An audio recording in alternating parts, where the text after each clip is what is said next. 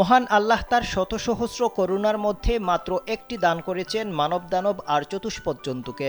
এজন্য কোনো কাজে আসবে না জেনেও বন্যপ্রাণীরা তার বাচ্চাদের এত ভালোবাসে। মায়ের ভালোবাসা যে কত গভীর তা এই ভিডিওতে দেখুন।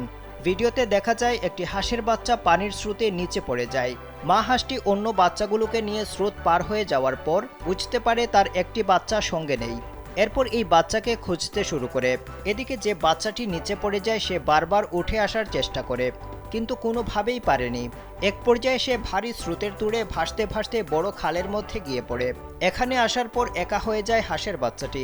খালে বেশি স্রোত না থাকার কারণে সে একা একা সাঁতার কাটতে থাকে আর মাকে ডাকতে থাকে। এদিকে মা হাঁসটি অন্য বাচ্চাদের সঙ্গ দিয়ে খাওয়ানোর চেষ্টা করলেও তাকে অনেকটা উদ্বিগ্ন দেখা যায়। এরপর মা হাঁসটি দলছুট হওয়া বাচ্চাটির ডাক শুনতে পায় এবং সেদিকে অগ্রসর হয়। মাকে অনুসরণ করে অগ্রসর হয় অন্যান্য বাচ্চারাও।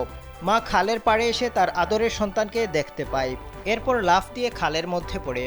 মাকে অনুসরণ করে অন্যান্য বাচ্চাগুলোও খালে নামে। এরপর সবগুলো বাচ্চাকে একসাথে নিয়ে চলে যায় মা হাঁসটি। এই ভিডিও কোটি মানুষের হৃদয়ে নাড়া দিয়েছে। একজন নেট ব্যবহারকারী লিখেছেন, মায়ের ভালোবাসার কোনো তুলনা হয় না। মা একটি মধুর নাম এবং মায়ের তুলনা মা নিজেই।